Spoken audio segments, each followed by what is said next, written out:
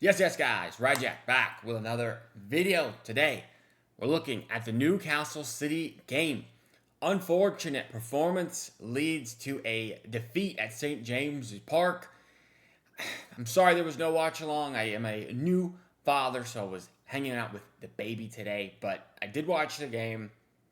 Weird game, man. Weird game. First half, it felt like there was chances for both sides. I mean, it could have been maybe 3-3 at the end of a half. And then second half, it felt like there was much less chances available, and it finishes 2-1 with 3 goals in about 6 or 7 minutes. So a weird game, really weird game. Before we do start, I want to say thank you guys very much for the support, as always, on the channel. Any new subs, always appreciated. We are very close to 600 subs on the channel. You can also check out my channel description for all my social links if you want Twitter, Instagram, TikTok, Discord, any of those things. So let's pull up this match recap and discuss a bit because, like I said, we fall 2-1, and it's painful, man. Right before the international break, we're on such a good run, and I'm feeling momentum, I'm feeling confident, and I think most City fans are feeling the title charge is on. We go away for a week, international duty, come back. Basically can't ask for a more difficult game going to Newcastle, which everyone pretty much agrees is extremely tough. Top maybe 3 ground you have to go and get points at in the Premier League season. It's a difficult place to go. It is what it is. I'm not saying City get screwed by the schedule here, but the international break, it feels like always comes at the right time. We're picking up momentum, and then everybody leaves and goes off to their country national team duty. So here it is. We, like I said, first half, nothing as far as goals, but a lot of discussion points. A lot of things happen in the first half. VAR throughout the whole game, a major discussion point. I want to say very clearly, I'm not saying VAR is corrupt and VAR wanted City to lose and the refs are paid. I hate that discourse. I hate all of that. That's not what happened. Maybe VAR had a stinker today. That is possible. But again, that's not why Man City lost this game. We lost because we didn't score our chances. We didn't finish the opportunities that we created. If you look at the stats here, I'm going to pull them up, go over the stats. Big chances missed, 4 for Man City. Newcastle themselves had 5 missed big chances. So defensively, it was very open, and their goalies were pretty good. I should say Donnarumma was really impressive today. Newcastle's goalie, Pope, was more so lucky. I don't think he made a bunch of saves. We completely didn't even hit the target on most of our opportunities, from what my memory. 17 shots, 4 on target. Not good enough, clearly. XG, to be fair, is pretty similar, 2.24 to 1.88, which, again, XG doesn't tell the whole story. Overall, I think it was probably a draw. I don't think Newcastle played extremely well or City played extremely well, or either side was better than the other, really.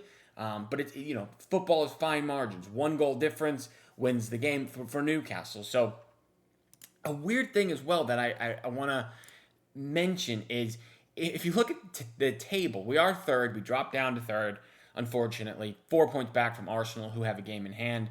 Maybe they win, maybe they don't. Tomorrow remains to be seen. But if you look at home form specifically, City are in first place. 15 points from their 6 home games. That's great.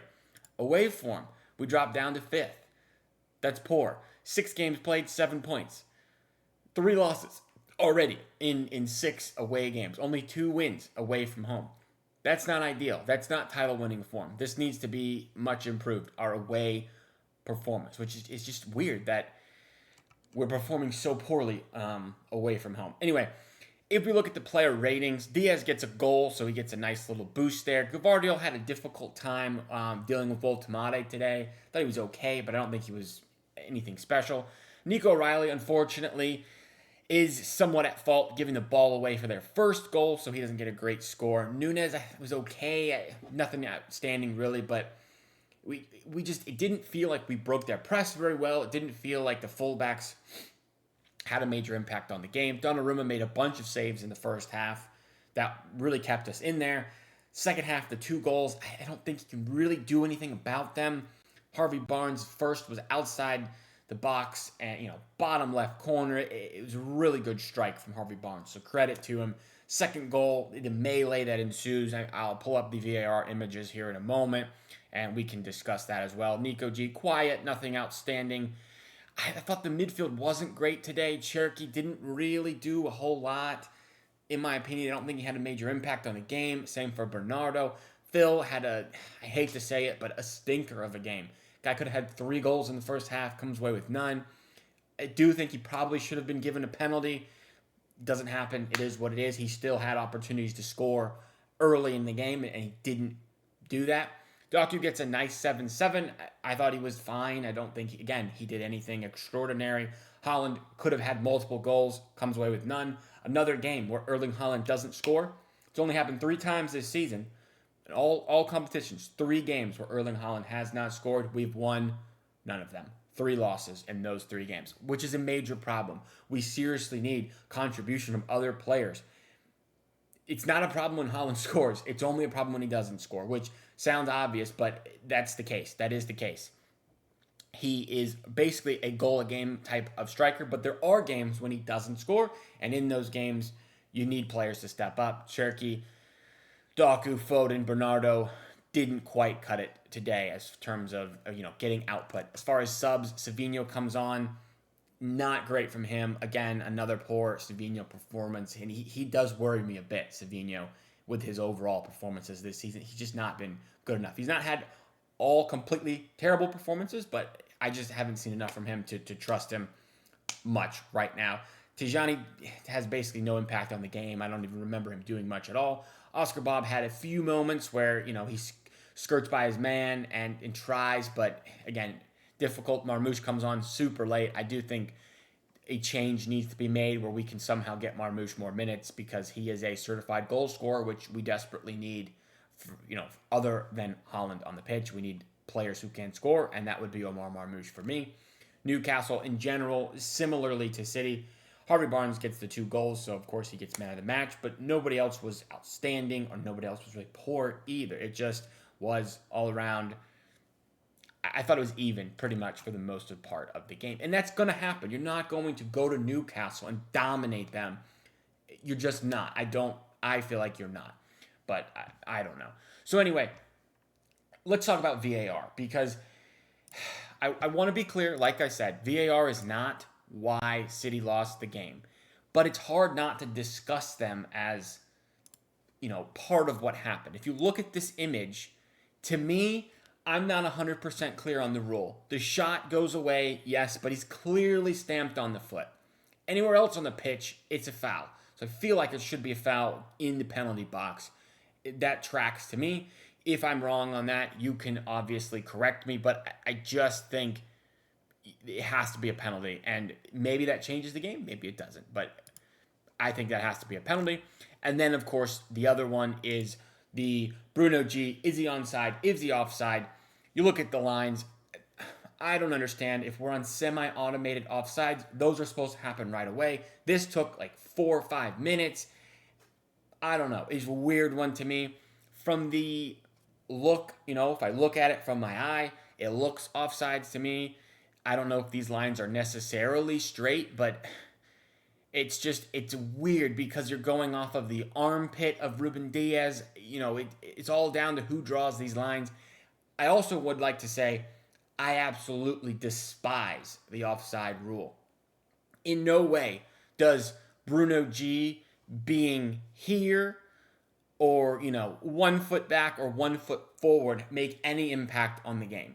I would like a football world where that's an obvious and clear goal and there are no lines being drawn because I hate the lines. I hate the offside rule. So I'm not sitting here saying that's guaranteed to be offside. I hate the offside rule. I think it sucks.